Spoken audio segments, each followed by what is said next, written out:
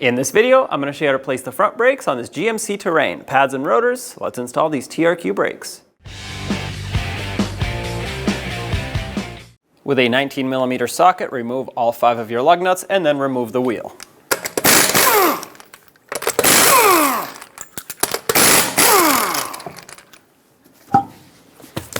Because I have easy access here, I will start by actually pushing the caliper piston back in.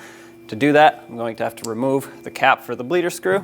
Use a 10mm wrench or socket, break it free. Brake fluid will start coming out. In order to avoid making a mess, I'm actually going to put a piece of hose on here. I know it already leaked a little bit, but the less it leaks, the better.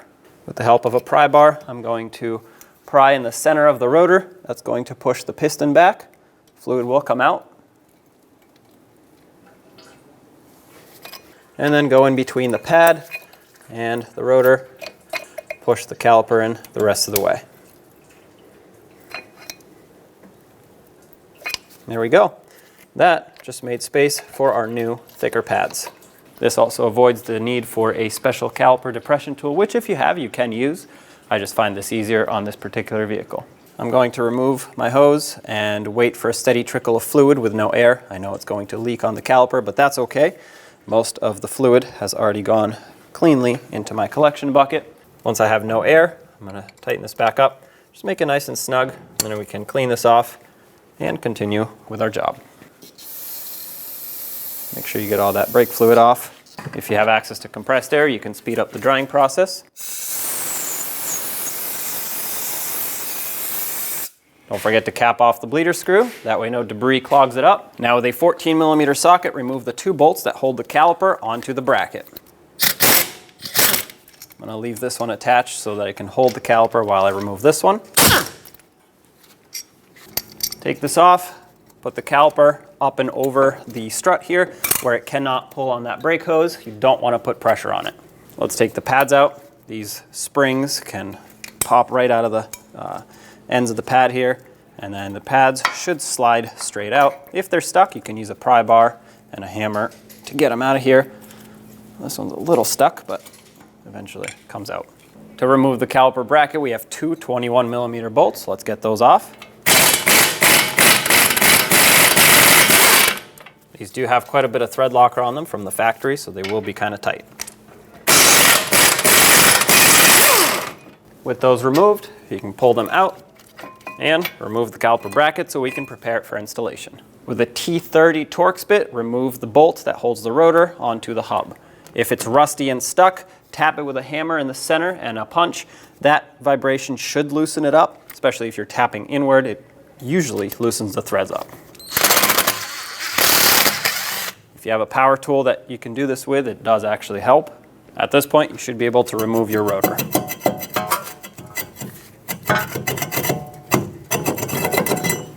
Go. The next step will be to clean up this hub surface. As you can see, it's pretty clean on the inside and rust-free. However, it is very corroded on the outside. A little bit of surface rust, not too bad. If yours is rotted and extremely built up with rust that is swollen, you're going to want to sand it down. Mine, I'm just going to hit with a wire wheel on a drill, clean it up, make it nice and shiny, and then reapply some anti-seize. That way it does not corrode in the future.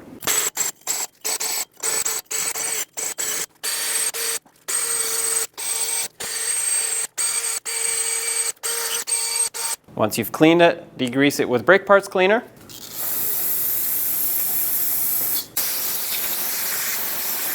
And at this point, I'm going to apply a thin layer of anti-seize, especially in the outer part and the middle of the hub here, right where the center bore is. Those are the 2 areas where the rotor will actually touch. The center, not really, but I will still coat it so that it doesn't corrode and start pushing the rotor out over time. Try not to get it on the studs or on the threads of the studs. If you have the spray kind, that is even more likely, so just be careful. If you get any on, just wipe it off.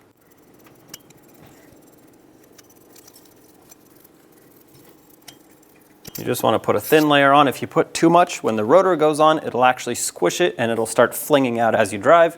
That's what you want to avoid. On the new rotor, I'm going to mount it backwards just temporarily. That way I can clean this surface with some brake parts cleaner and a clean rag. Usually it's coated with oil from the factory so it doesn't rust on the shelf. This one actually has a different coating, but I still prefer to clean them. Now flip it over and install it the right way. On these front rotors, there is a groove or a cutout between every lug stud, so you don't have to worry about lining up that set screw. It will automatically line up no matter how you put it on. Clean this side as well. Get any impurities off so that when the brake pads touch, it has a nice clean surface to embed itself on. And take that T30 bolt, put a little bit of anti-seize on the threads, and put it back to secure the rotor. Make it a little snug. Don't over tighten it because it'll be very difficult to take off next time. And if yours is in very poor condition, you can't reinstall it, don't. With our caliper bracket on the workbench, I'm going to remove one of the slider pins. I like to do this one at a time so that I don't get them mixed up. They are a little bit different, and I'll show you exactly how. As I remove it, I'm noticing that rust in there, right on the ridge where the boot seals up. That definitely has to get cleaned up. The rest of the pin looks like it's in great condition. This is where the two pins are different. One will have this boot here, this sleeve, the other one will not. So you want to make sure that you also don't use any brake parts cleaner on this because it can swell it up. Inspect this boot, make sure it's not broken or swollen. A lot of times that does happen. I'm just going to stick my rag in here a little bit and get all that old grease off on the rag. Other than that, this looks great. I'm going to take some brake-rated silicone paste. It's resistant to high temperatures, and add it inside of that boot. This is going to act as a reserve of grease as the brakes operate. And before I insert the pin, I'm actually going to go over to the wire wheel and clean off that ridge. If that has rust on it, the boot won't seal up properly and water will get in and corrode the whole pin. That's much better. It did not take a lot, but now it's clean and will seal up for sure.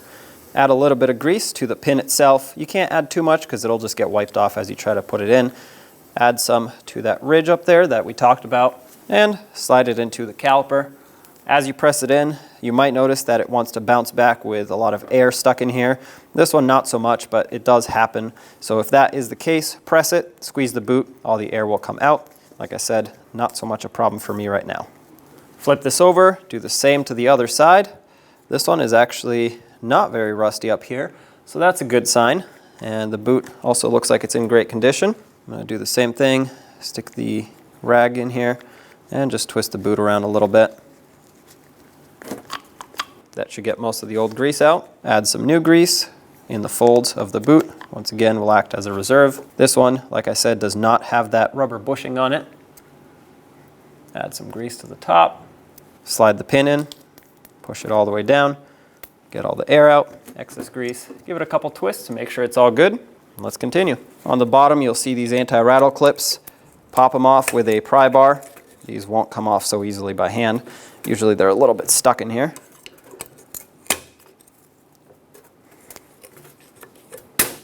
There we go. Once you remove it, you'll see the underneath is usually a little bit rusty. Mine's not too bad at all, so a wire brush should do the trick. Hopefully yours is not worse. If it's rotted, you will need to sand this down a little, but don't take off too much material. Use brake parts cleaner to rinse it off once you're done.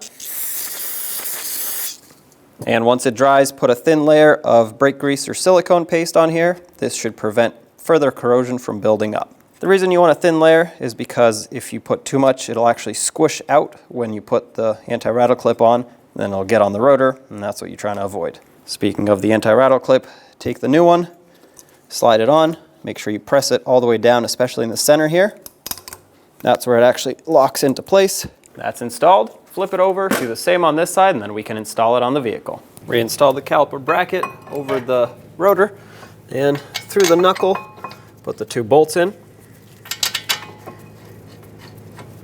Tighten them both up. The torque for both of these bolts is 111 foot-pounds and an additional 15 to 30 degrees.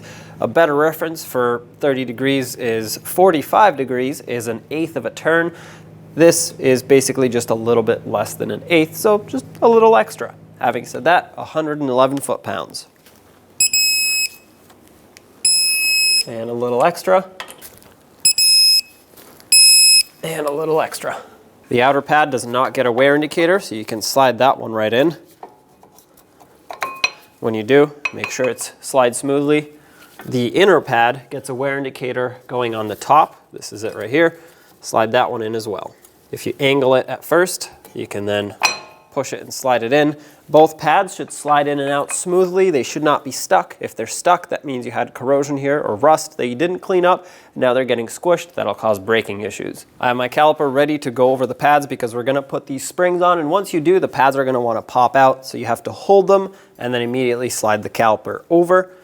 Having said that, I'm gonna grab this. I'll show you exactly how it goes in a second. I just have to get this hooked on first. So once you hook on the top, you'll see that each hook will go into the ear of the caliper and should fit perfectly, and it should fold down towards the rotor. Same on the bottom. Hook on one side, it'll go into that slot. Hook on the other side. That's perfect right there. I'm going to take my caliper, slide it over while holding these so they don't pop out. What these do is they just hold the pads off of the rotor while you're not on the brakes, so they do help. Now let's get the 2 bolts into the caliper to secure it. Line them up, thread them in, and let's torque these to 30 foot-pounds. There's 1 and 2. Now do the same thing to the other side. Top off the master cylinder and pump up the brake pedal so you can seat the pads. Get the wheel on. Put on all 5 of your lug nuts, bottom them out in a cross pattern, and also in a cross pattern we're going to torque them to 100 foot-pounds.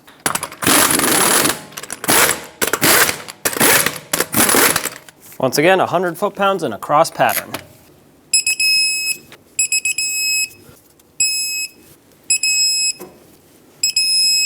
Double check them all. There you have it. Take it for a road test. When only the best will do, demand TRQ. The only company that lets you view before you do. TRQ is committed to offering the highest quality aftermarket auto parts that are engineered for peace of mind. Thanks for using and viewing with TRQ.